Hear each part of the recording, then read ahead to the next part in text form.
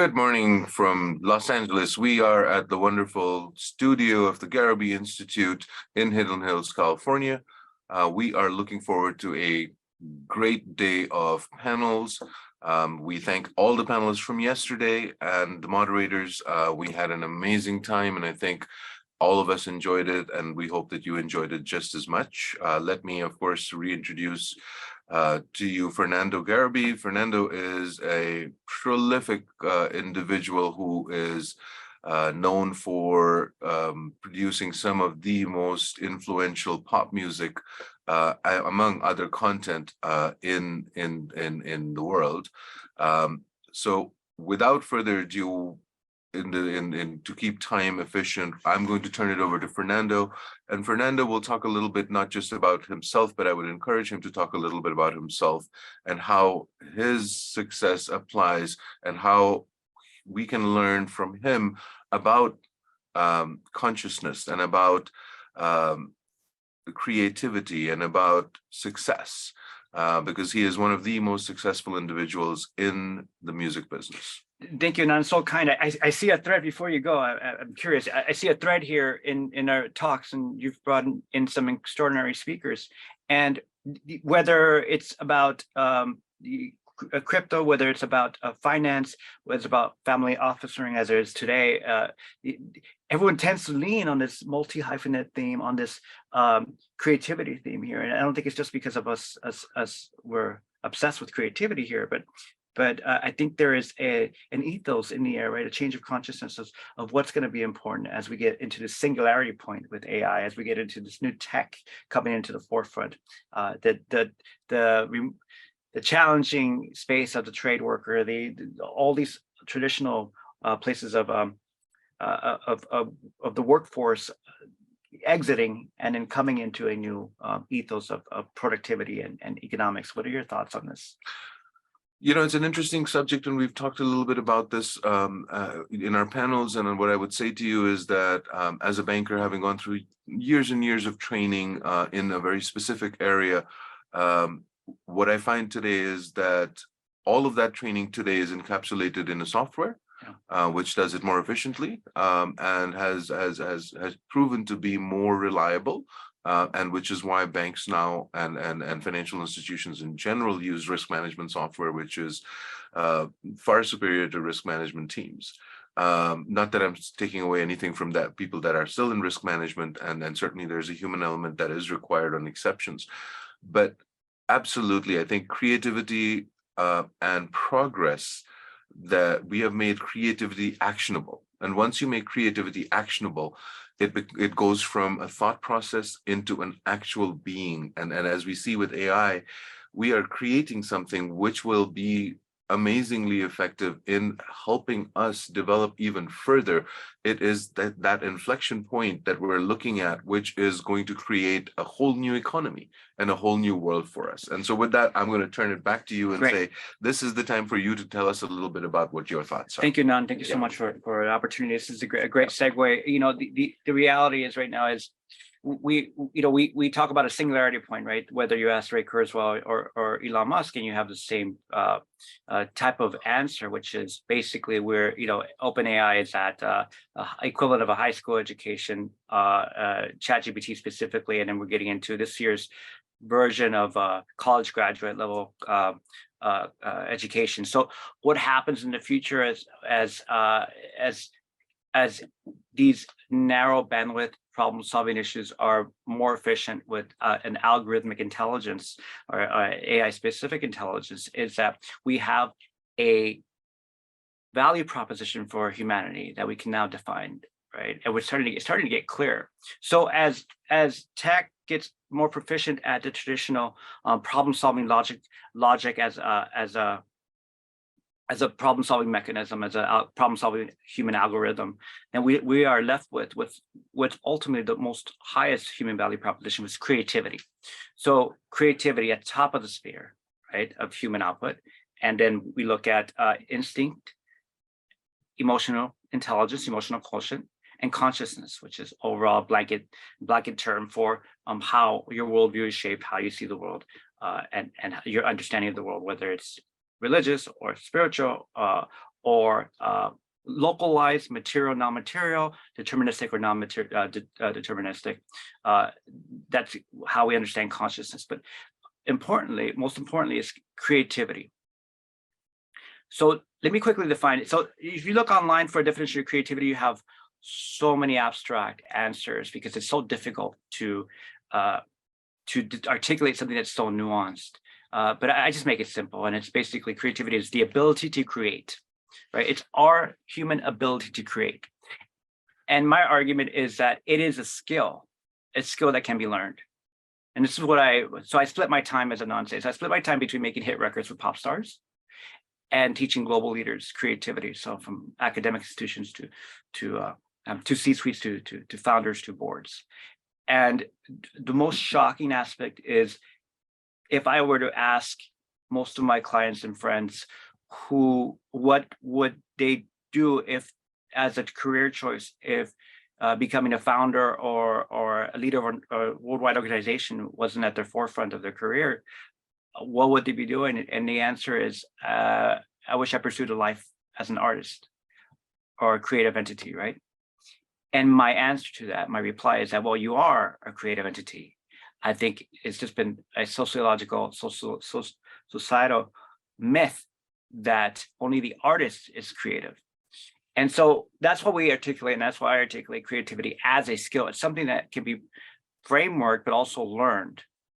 I love this idea of this theory of constraints, right? So we have this in behavior economics and neuroeconomics, that if you give people parameters, they become actually hyper creative because you put restraints, right? So, and this is our way of, by way of evolution, we've discovered that within challenges, the human brain tends to be more creative, right? And so these behavior neuroeconomic tools are essential to articulating, again, something so nuanced as creativity. And this theory of constraints is what we're faced with in our everyday lives. It's how we think about problem solving and becoming creative in our output and in problem solving. So what's interesting about creativity as well, and why I call it the ultimate skill, because when you think about what is an output of creativity, then I further define it as creative output is essentially combinatorial and cumulative. So the argument here coming from the question, is anything truly original? Well, it depends how you look at it. That's more a philosophical question. The reality is, well, how I see it, I think, is my reality, I should say, it's shaped on existing knowledge sets combined with novel expressions of that knowledge set. So new expressions of that knowledge set. So combinatorial and cumulative. Cumulative meaning built on previous existing ideas and combining them so that's something novel. And you have different degrees of novelness, right? So you'll have the first degree is, okay, that's new, right? That's new because I haven't seen that combination yet or understood that combination in a given specific field. And you have a higher echelon of this, which is called a leap, right? And it's that leap what people call original. That's how we see originality. And this is really interesting because when you think about art and when you think about new business ideas, we look for this and we call that level of leap novelness, what I'll call leap novelness here, as innovative, as, oh, what a unique thinker, what an original thinker. Well, and that's what I love to explore about creativity is that, this novelness can be learned, how to create these leaps. This can be a daily practice, right? And so as we think about what our output is will continue to be, and the highest performers in the world, I think will start to adopt this mindset, is we must practice to evolve ourselves as the next incarnation of the higher species here of performance. That creativity will give us the cognitive prowess to continue to work and think about how to leverage AI in a more prolific and collaborative way. So that's maybe my naive, optimistic version of how we're going to evolve in the next 2 to 5 to 10 years with tech. I call creativity ultimate skill for humanity for that very reason. Is I hope that through the work of Digital Davos and the Davos community, that we can start to think about creativity as something we can start to adopt in not only our output and impact, but equally how we think about humanity, how we think about the connectiveness. When people say consciousness, is specifically referring to our awareness of each other and how we're systemically related and connected. No matter what we do, it's a bit of our output is a bit cordic, isn't it? It's a bit one thing affects the other. It's systemic. And when I think about also creativity as a problem-solving attribute, I ask global leaders in my network, I ask, how do you solve problems? And the answer usually comes in a way, oh, I look at what pieces are solved, and then I triangulate between the pieces that are solved to look at my problem, see where I can start. And so that's, and then I'll get another answer. I was like, well, I look at asking the right questions is another answer I get from great thinkers. And so my summation of the answers that I received on the questions, how do you solve problems, is to answer with the question.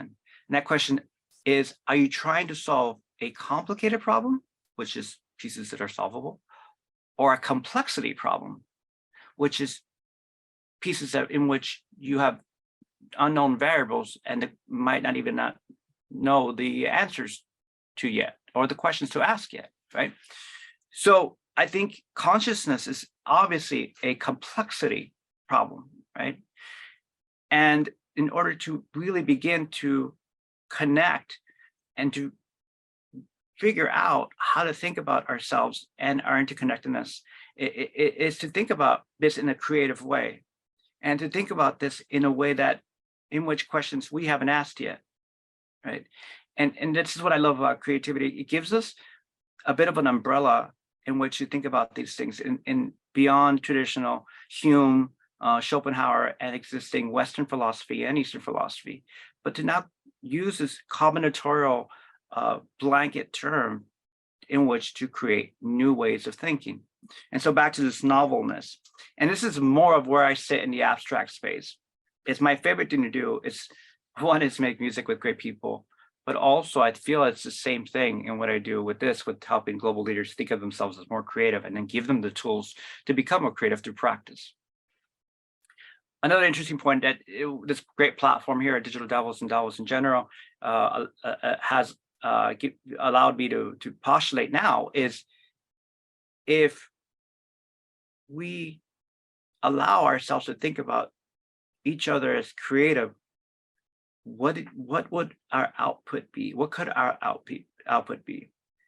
Could it connect us?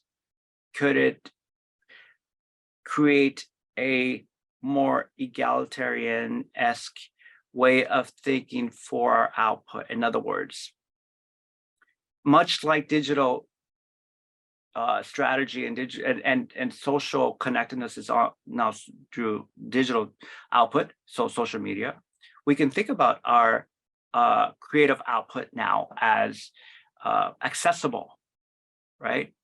And to give humanity skills in which to solve collected problems, right? To give collective solutions to problems that don't exist yet. So that's really interesting to me, is helping individuals, leaders, and across all organizations to leverage creativity in a way that gives them access to their internal self, their holistic self, and their spiritual philosophical self, right? And that's what I mean by this idea of egalitarian connectiveness, right? Has nothing to do with politics. Has nothing to do with the personal discourse of philosophical rhetoric or dichotomies, right? It's more to do with self, spiritual, holistic, and connectiveness. So I'll give a few practice tools that I give global leaders here.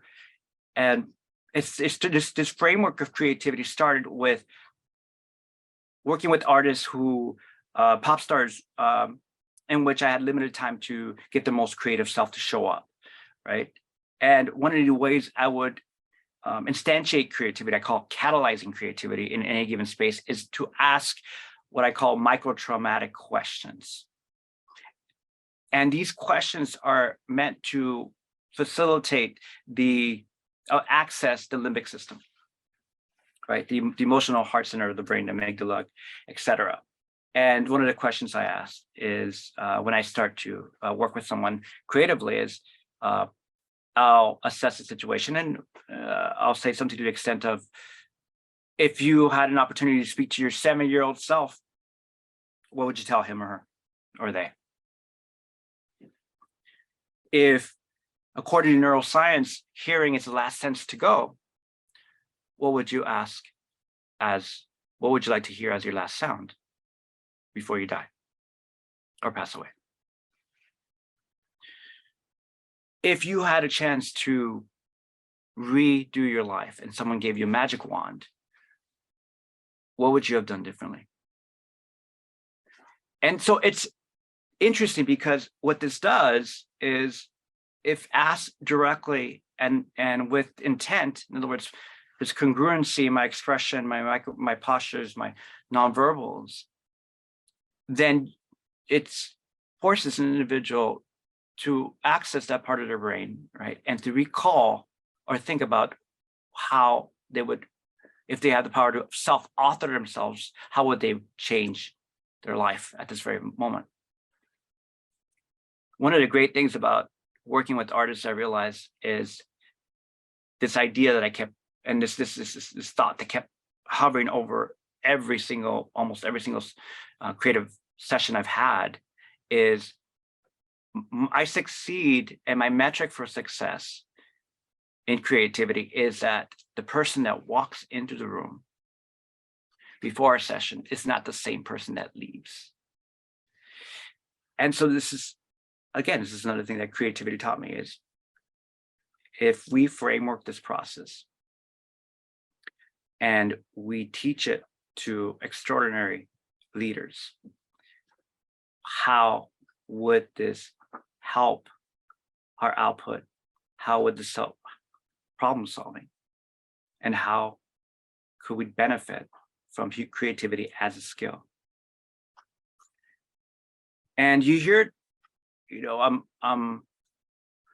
understand the need for empathy. I understand the need for connectiveness, and then these are to me these are essential, but they also get to a point where they sound like tropes. I like skills because that's attainable, right? You can learn that. So as I postulate that, yes, it is important to understand each other and connect on a human level, it's also equally, to me, if not more important, to be creative on our output and our problem solving and our leadership. Thank you for your time. My name is Fernando Garibay, and my company is called the Garibay Institute and Center, where we teach global leaders and pop stars to be creative. Thank you.